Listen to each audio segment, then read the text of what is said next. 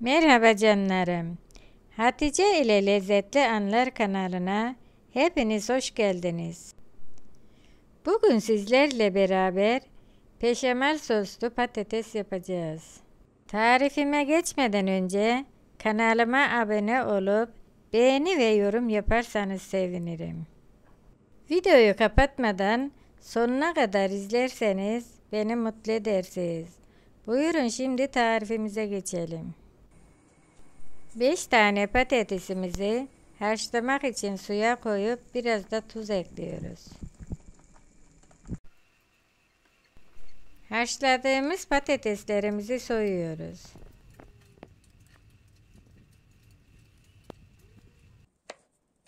Soyduğumuz patateslerimizi küp küp doğruyoruz.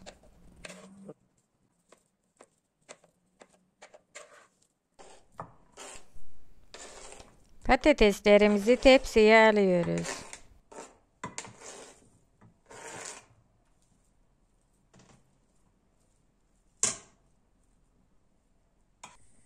Beşamel sosumuz için 1 yemek kaşığı tereyağı. Patatesimize tuz ekliyoruz. Yağımızın içerisine 2 yemek kaşığı un ekleyip 1-2 dakika kavuruyoruz.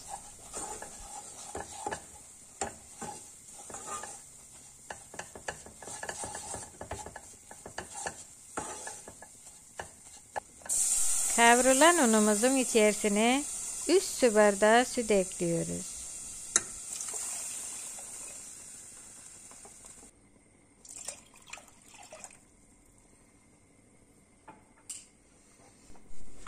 Kıvamına gelinceye kadar karıştırıyoruz.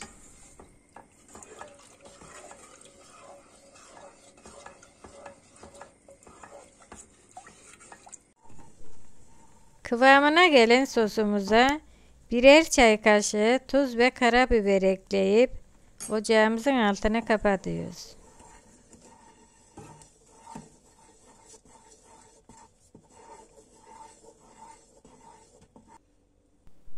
Sosumuzu patatesin üzerine döküyoruz.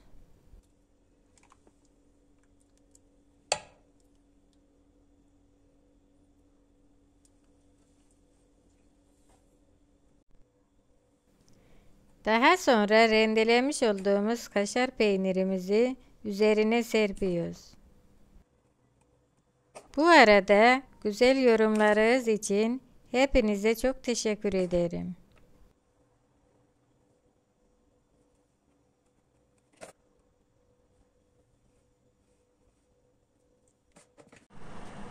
Tepsimizi fırına alıp üzeri kızarana kadar pişiriyoruz. Ve servise hazır. Yeni bir videoda görüşmek üzere.